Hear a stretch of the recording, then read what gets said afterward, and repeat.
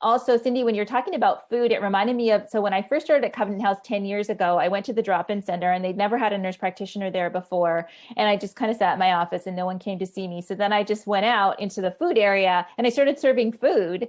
And then, just like you say, then, there's something about having food with somebody and just sitting at the tables that you're exactly right. And then the whole relationship piece that we've been talking about, then people came to see me, but I had to serve them food first. That was a good learning for me. And it's the one thing that I've missed horrifically in this last 15, 16 months. And so I can only imagine that others have as well, especially the ones where they have even more social isolation. I mean, we've all felt isolated, but I think it's tenfold for folks that need that kind of community and have no other community. And so I'm so hoping we can get back to reality. Yeah. Yeah, I know. We're all feeling that way, right? I think Yeah. loneliness is something that comes up in my work, and I think we don't talk about it enough. Loneliness and boredom, but not just boredom, like I have so much to do. It's just like I can't choose and I'm bored. It's this existential, like meaninglessness, like I'm just by myself and I'm lonely and I don't know what I'm doing with my life. And that's a real thing, and I think more people are looking at boredom in homelessness and how it's linked to bad mental health outcomes and connected to addiction as well.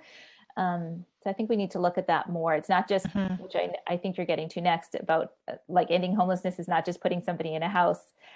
There's more to it than that. I really appreciated everything that you shared. I really enjoyed the conversation of loneliness. I think that a lot of people don't really put that together, and how loneliness looks and feels very different to a person experiencing homelessness. And really what it did is it reminded me, I was thinking of this one gentleman who is struggling with some mental health issues, and I see him walking all day long and just by himself, walking for hours and hours.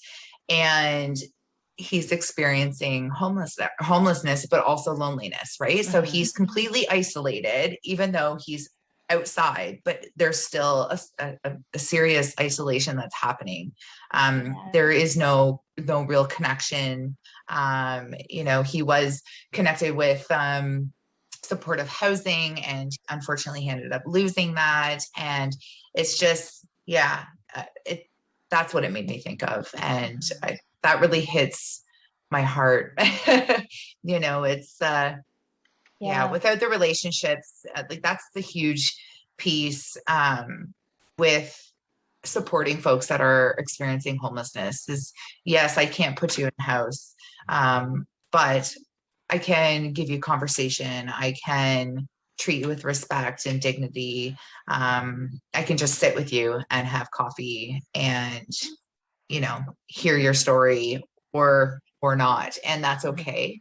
And that's kind of what we've always practiced with Greenwood Coalition, and that experience of like eating together, but we just walk alongside people. We don't do much for people because we believe in their own resilience and your own strengths. Like we can show you how to do it if you need to, or we can just sit with you while you make those tedious phone calls and try to get some things done. So yeah, it's just a huge thing. The importance of relationship building and building that trust, and it just goes miles away, especially as like a nurse practitioner that you are. Like you must experience that and feel that like you need to have those relationships, or things just come unraveled so quickly, Yeah, 100%.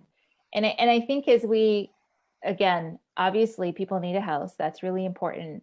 But I just see that how we're so obsessed with, it seems like we only talk about housing and we don't talk enough about relationships. And so we need to invest just as much as helping people feel a sense of meaning as we do in housing. But those things are a little bit more intangible. And so I think housing is just an easier thing to measure. But yeah, I think it's so important. I often think about 24 hours in a day. And I think, just very much like seniors, for example, living in retirement residences or home, those 24 hours are 24 hours long. Folks that are busy and active and connected, the 24 hours pass a lot quicker. And it just becomes, instead of a trial that it can be when you're socially isolated, you almost hear that clock ticking, right? That in the background, it just makes those hours feel longer. Yeah. And I think and at some level that maybe you can't even articulate, it just reminds you that you have nothing to do with your life. So you're just trying to look busy all the time and there's nothing. And so, yeah. And when you're homeless, those hours in the day are kind of reversed. Yeah. So you see more people that are experiencing homelessness, so sleeping rough. They actually try to sleep during the day. Yes. For safety reasons, right? There's various reasons as to why one would do that, but then they're up throughout the night. And, it's interesting if you actually look at that, like it's actually lonelier at night. There's not much happening, especially in rural areas like this, right? And it's kind of amazing to think about that, how their clocks are completely off, for survival, essentially. Yeah.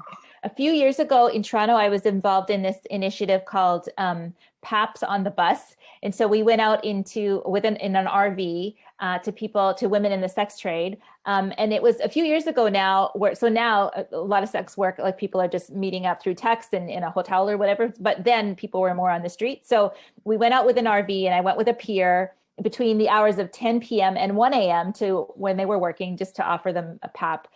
Anyway, that's one of the first things I saw was like Toronto is completely different at like 1 a.m. than it is at like what you were saying, Nicole, at like business hours or whatever. It's like, oh my goodness, this is a completely different city with completely different people here. So it's really interesting. Yeah.